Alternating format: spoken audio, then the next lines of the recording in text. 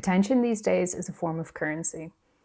All the tech companies, the social media companies, the media agencies, the news outlets, everyone wants your attention. And if we give our attention to something, we're giving it time and energy. And as we all know, time is of the essence when it comes to living your life. And we don't really have much of it in the grand scheme of things. So when we pay attention to something, we show love and adoration. Yeah, like I won't be speaking in this video about social media and technology and our attention towards that, but more so our attention when it comes to photography and what we like to photograph and what we actually pay attention to. When we pay attention to something beyond the lens, something we see through the camera, are we actually connecting with that thing, or are we just observing life from a distance? Do we actually adore and love what we see through the camera? I'm most present behind the camera when I'm actually photographing someone that I really love. I'm always eager to maybe get the best shots of them or the best angle or the best lighting for multiple reasons, mainly to make sure that they get a good photo, but that they're able to see themselves in the light that I see them. Someone that maybe I adore or I love, and to showcase them in the best light possible, using my talents to do that. But it's different when I'm on the street and I'm photographing there. My presence is laser focused. I notice every little thing around me, and I try to notice like subtle gestures between people, or micro expressions in people's faces, or the way like the sun might cast a shadow over a certain part of a street. Like, I think that is very different to how you photograph someone that you love. And having this experience of being present either with someone or something that you love, and then also on the street, has allowed me to be present in my daily life with other tasks and like other things. So not even through like looking through the camera, but with all my senses, like being able to listen to birdsong in the morning and like being like amazed by it, or the smell of coffee, like incredible. But then also when I'm walking down the street and I don't have my camera, I'll be able to take photographs in my mind and certain compositions, or being able to notice certain things. And I wish I'd have my camera 90% of the time that happens, but it's good practice of being able to see without a camera in your hand. With that said, I think photography is a gift, but it's also a curse. I think it can make you so aware of like everything around you and what could be a good photograph, that you have to learn when to put the camera away and actually how to be present in your life without letting the camera take over. You might not get the photograph that you actually really want, but being able to experience life in its fullest without a camera is equally as valuable. And there have been times in my life where I haven't had a camera and I wish I did, or let's say, for example, the film wasn't loaded properly, or I was out of battery on my digital camera or something like that, and I didn't get a photo. I'm so disappointed. But in hindsight, being able to experience life as it is without having to document is equally as valuable as taking a photo. I also think there's a sense of like guilt sometimes when being with loved ones and taking photographs, because maybe I am fully present with them.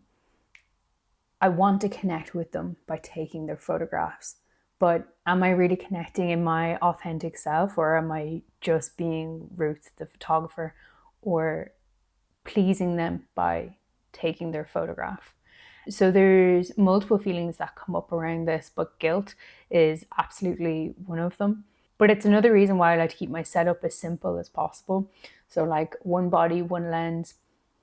Obviously, my camera doesn't need, the M4P doesn't need a battery. So I can just shoot whatever. So as soon as I walk into a scene, a setup, I've got my camera with me, I will automatically try expose for the shadows and keep it at those settings. And let's say like I have a feeling something's going to be like 3 feet away. I'll zone focus to that and then just keep my camera there and then try to be present. And if there's an image I want to take, I go and I snap. It works sometimes, but it's a good way to actually try be present without letting the camera take over your life by fidgeting with like changing lenses all the time or playing with settings on the back of a screen. I think that takes away from the actual essence of photography and how photography is an art and a craft in a sense, and being able to integrate it into your life so it becomes very like a very natural experience rather than it being something that takes away from you being present in the moment. But thinking about this has also led me to ask other questions. So, am I just photographing people that I love for memory's sake? Like a fear that I might get dementia when I'm very old and not remember anyone and hope that the photographs will like help me remember. I don't know. Am I photographing because it's like terror management theory, this fear of death and this strategy to help cope with the concept of not living forever? So these are all other existential questions I can cover maybe in different videos down the road. But separately to that, that's covering people that I love. Photographing people on the street is so different. I don't really photograph people who are, let's say, in trouble or on hard times. So say, for example, classic example, homeless people. I don't really photograph homeless people. I've no particular interest in it. Unless it was like a documentary story telling over a long period of time. When it comes to street photography, I feel no guilt when I'm photographing people on the street because, well, first off, I'm not photographing people that are in trouble ever. It's just people who are out doing the shopping, whatever they need to do. I think that the big difference, feeling maybe guilt while photographing people I love versus photographing strangers, or taking photos of what you are paying attention to. So the objects, the people, and the places you love, it can be viewed as connection, absolutely. But if you pay attention on the street, that's not really love, that's just observation. You can maybe like what you see, but I think it's a different method of taking photographs in a spiritual sense. One is coming from adoration and huge respect and love for whoever you're photographing, your family or friends. And then the second one is just A, that's a cool photo. B, something interesting is happening on the street. C, I like their pants, I like their micro expressions, I like their whatever they're doing with their hands. It's a very different experience, and I feel that that is more observation than connection. So I think you can end up making a photograph and end up loving it, like ones that are on the street, ones where you're not photographing your loved ones. And we can connect with people in those moments because they can see us. However, I do think it's very different being complete strangers, but then also documenting people as they are in that moment, never again. Like that, it's almost impossible to even recreate what has just happened. I think there is a sense of connection in that, but it's a very different form of connection, and I would say less intimate. So yeah, I do think that there's two frames of thought when it comes to making these kind of photographs. And maybe there's more frames of thought, and I'd be happy to hear what people think. But making photos because you want to connect, you want to pay attention to people, and then making photos because you just want to observe and document daily life. I really think that these days, the biggest distraction from us actually witnessing life and documenting it efficiently is the fact that social media has curated this view of the world, or showcased to us how we should view the world. And we see the quote unquote best photographs that are out there on social media, whatever comes up on your timeline or your newsfeed. And I think that's a massive distraction because it's trying to show us how we should be portraying the world. And I think it's the most inauthentic thing because photographers nowadays are not being them true selves. They are just following the trends and following the crowd. And that's not something that I'm particularly interested in. Like, I always want to be as authentic in my voice as I can be. And I see this in exhibitions as well, especially with like contemporary photography. Now, some of it's absolutely amazing, but there's a lot of it that I'm like, I don't really get that. Like contemporary art, painting, for example. Like,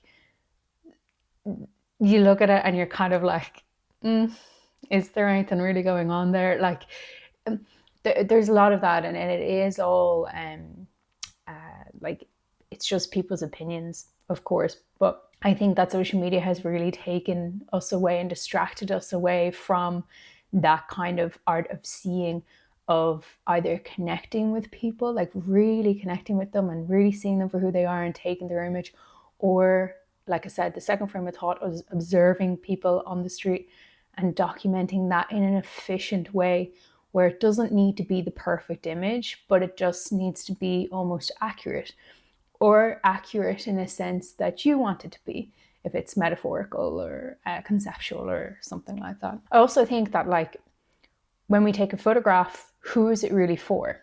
Like, we can take a photograph to connect with someone, but online at the moment, or just in general, we take a photo and we edit it, we curate it, we upload it, and we share it. And yes, there could be connection thereafter. I'm not talking about likes or anything, but like, share a photo of something and someone's like, God, yeah, that really speaks to me. And that could be in like photo books that we have as well from photographers from years ago. Love those photos. They really speak to me. That's fantastic. That's a form of connection. But I think that we've lost the art of connecting when we're taking the photograph, which I think is equally as important, because we have to showcase and give truth to who and what we are taking photos of.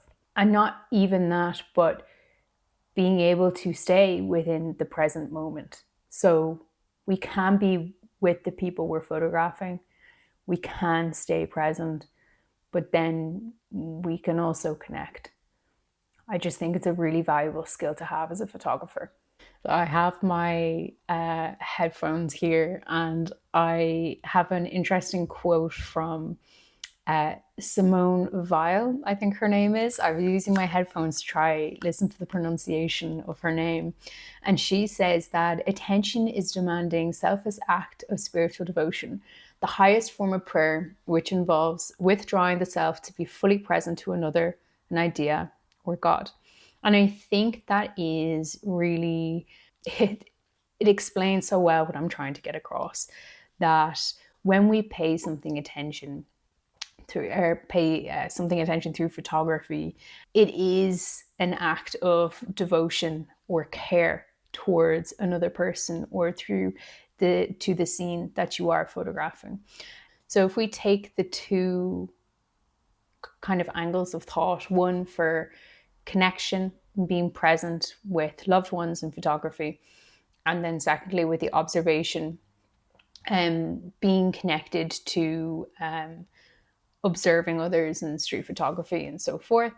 I think both of them show care and respect, if you're doing it correctly, and I think both of them show extreme presence as well.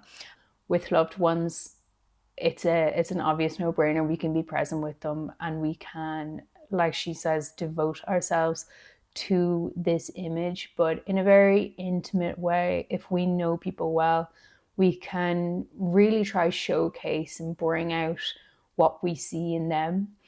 Almost like that phrase, the Michelangelo effect. The Michelangelo effect is when we see the potential in someone and over time, like a friend or a lover, and we over time carve out like I'm not explaining this well, but really good traits that we see in them, we try to expose them a lot more, so we can actually make them a better person and help them become a better person. Well, it's similar way for photography.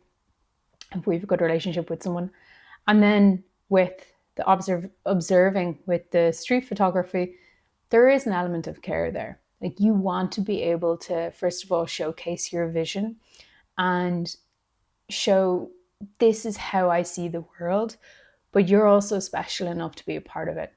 Maybe it is because you like their hair or the way that they're moving their body as they cross through a lane, and then the sun is peeking out at the right time, whatever that looks like. I think there's something really special about that too. So, to wrap up, I think being present when it comes to your photography is going to serve you in every single way, but also to start thinking more deeply about what you're taking photographs of, maybe why it's important to you, and how you can make your photography better by trying to stay in the present moment, whether you are with loved ones or you're out in the street or somewhere shooting. Okay, that's it for this week. Thanks.